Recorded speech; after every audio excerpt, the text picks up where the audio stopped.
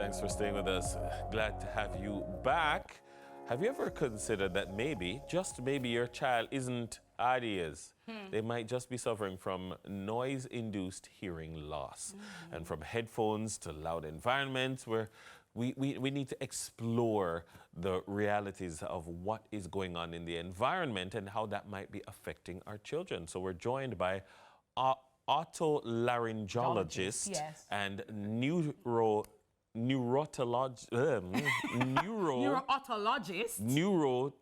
Otologist, yes, right. Dr. So, Guyan Channer. so what we break it down. So the auto part there, so are the ears. Auto. The larynx, Yeah. throat, okay. Yeah. So a neuro, brain. Auto ears again, you see that? Yeah. And then the throat again. So you see, it's a neuro ENT specialist. I was about to say, I know just an ENT. I know No, I know what I want normal one. I want special ENT. Yeah.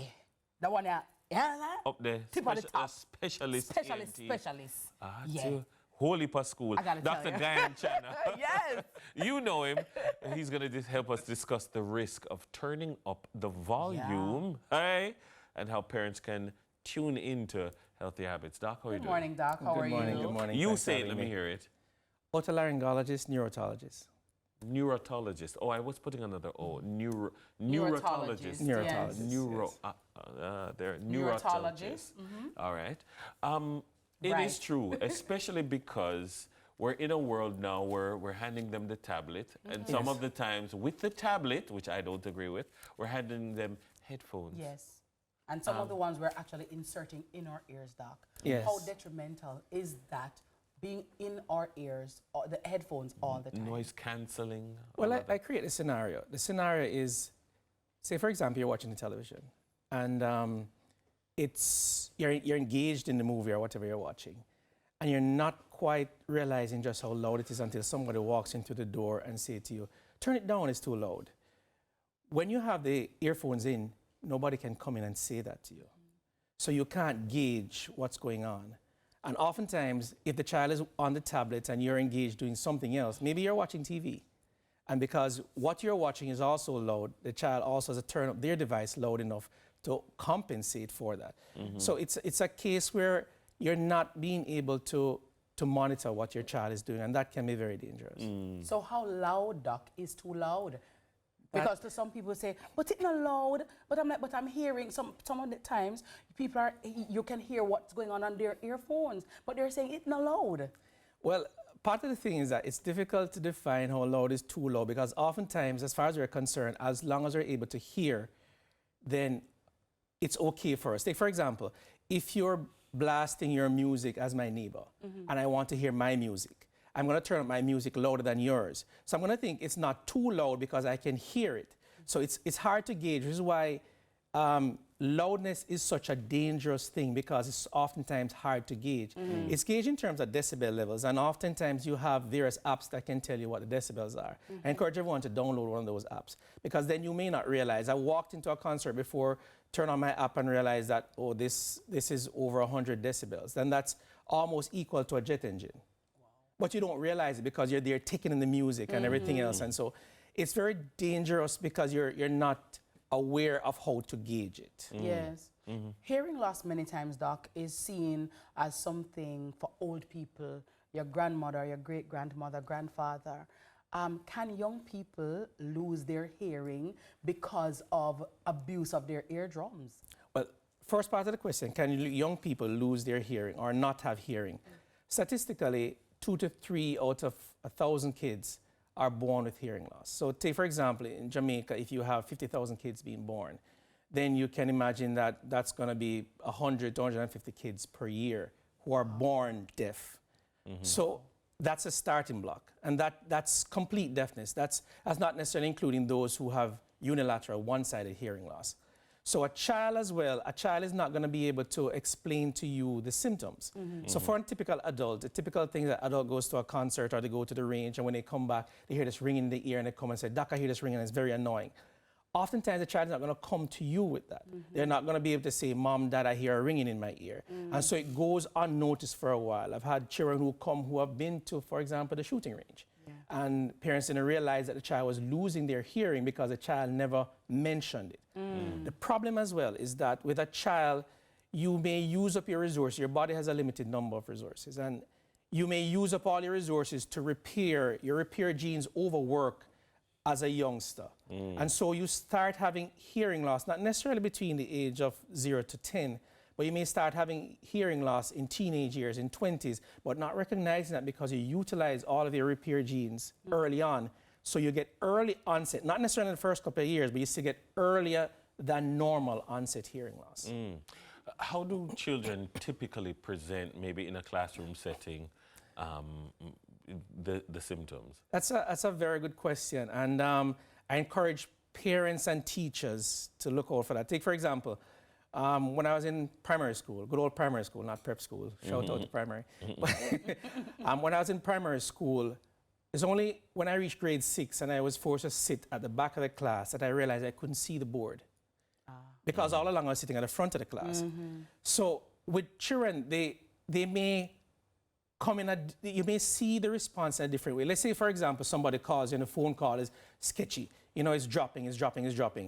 Or you go to a conference and whoever is talking, the mic is not loud enough. You turn and talk to the person beside of you. So a child in a classroom not hearing the teacher, they're going to turn and start give trouble. And oftentimes what is said to be a troublesome child can often be a child who's not hearing well. A child who a mother asks, why have you turned on the TV so loud? Because the child not hearing well. Why have they sit so close to the TV? Because they're not hearing well or not seeing well. So the signs can be subtle, and you have to be on the lookout for it. A child's not going to come to you and say, I'm not hearing, because to them, they may think that's how everyone hears normally. So when some parents say, you're deaf, you're not really and truly, they may not be hearing you for real. And I'll piggyback on that. Don't mean to cut you, but in that particular scenario, parents always say, oh, it's only when me call him and think he's responding to me. And I say, do you realize that? Okay, let's say your son is Johnny. Johnny, come here. No answer. Johnny, come here. No answer. Johnny, no, hear me, I talk to you. And they say, because the child is rebellious, that's why the child answers the third time. But really, the child answers the third time because you're shouting. Your volume has increased. And so you don't realize that it's not hard ears or troublesome the child is, but because you raise your volume, that's when the child hears you.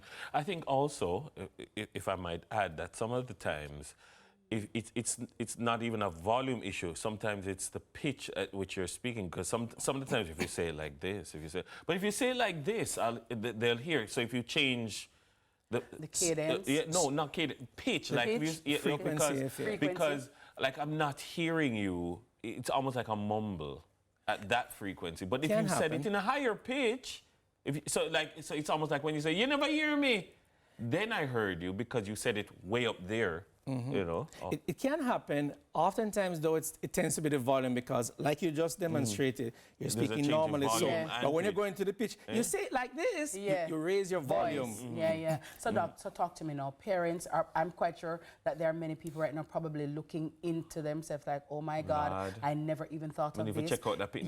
Even for adults too. Maybe you say, geez, I never there here, so good.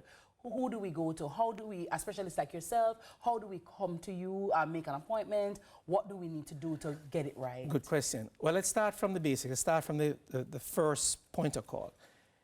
Normally, we're used to various screening tools, mammograms, prostate exams, et cetera, in our developing country.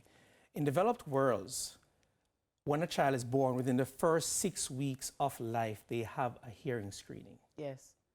That is not routinely done. Is that the neonatologist person? The neonatologist, but even the neonatology nurse can do it. It's a pretty quick test that takes a few seconds. And I encourage every parent to do it because it's actually, if you look in the birth passport, you see something there about hearing. Yes. You should have a hearing screening test. In developed countries, by the time a child is 3 months old, because take, for example, a child can hear from their 5 months in the womb. Right? Truly. That's why when they're born, they're used to their mother's voice, their heartbeat, the father's voice, etc. And if you read the Bible, John the Baptist heard when he was in the womb. So a child can hear from that age. So in developed countries, by the time you're 3 months old, you ought to have demonstrated what's your hearing level for your child. By the time you're 6 months old, you ought to have known what's the path that you should take. And before the child is a year old, you should have demonstrated that, okay, this child is going to need something to do with their hearing, whether it's an operation, a procedure, or just some medication. But certainly, if hearing loss is not corrected by the time the child is 5 to 6 years old, by research, they never catch up with their peers. So it's not good enough for a child in the middle of primary school, in the middle of high school, for the parent to come and say, you know what, check him hearing. I don't think something's wrong. We've missed the boat. We're not missing the boat. That's why you're on Sunrise. So tell us, Doc, how do we get to the dock and get on the boat early? Okay. There are various ways to check your hearing. The audiologists can check your hearing. There are various audiologists in Jamaica. The ENT specialists like myself can also check your hearing. I'll let you mention where my office is. Yes. But the ENT can also check your hearing because sometimes it's simple things. You could have fluid in your ear, you could have wax in your ear. You could have simple things that need to be addressed. But if it's not addressed early enough, then we've missed the boat. He's my doctor, okay? Okay. He's the best of the best, right? Oh, yeah. And I remember I wasn't hearing properly.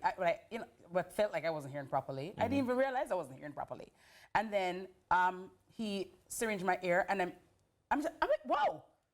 It was like, Dennis, it was like, oh my God. I didn't even realize, because I was going along with it, and I honestly did not realize that my hearing was kind of impaired or blocked off. And it wasn't until the wax came out, I was like, it was like night and day. I'm like, wow, I can hear good now. So I really am happy that you're here, Doc, because oftentimes we take certain things for granted, and it is a situation where our children need us to advocate for them, so we have to be in the know. And that's why I really love this checkup this morning. Thanks for having me. Wonderful, absolutely. So he's located in Winchester Business Center, Okay, cool. right? Unit 1, right downstairs. I'm gonna go there and take a picture and then post it, so you can just cause you know me do the top of them. No, guys, I'm authentic like that, right? Whatever I'm recommending, a lot of what I recommend is because I use it in real life and I know the goodness of it, right? Or the person. And when I find somebody good, I like to spread the word so that we all can be great, right? So if you have an issue, Dr. Channer. Check it out. Unit 1. Don't watch it. Wait, don't watch it. Don't go and watch it. Don't wait. See if you can great out. Deal with it right now. So parents, guardians, don't let this information fall on deaf ears, please. Okay? Protecting those little ears is more important than we might think. And we want to thank Dr. Guyan Channer for checking in with us this morning and checking us out as well. And I remember he told me that sometimes we have, on a different topic of snoring, that sometimes, you know, your hypertension is not necessarily because of your bad diet or what you're eating necessarily. It's of your respiratory sleep apnea. And snoring can cause a lot of, listen, repository of knowledge and experience. So guys, check him out, Unit 1 at Winchester Business Center. There's more Sunrise right after this. Thank you so much, Doc. Have a blessed day.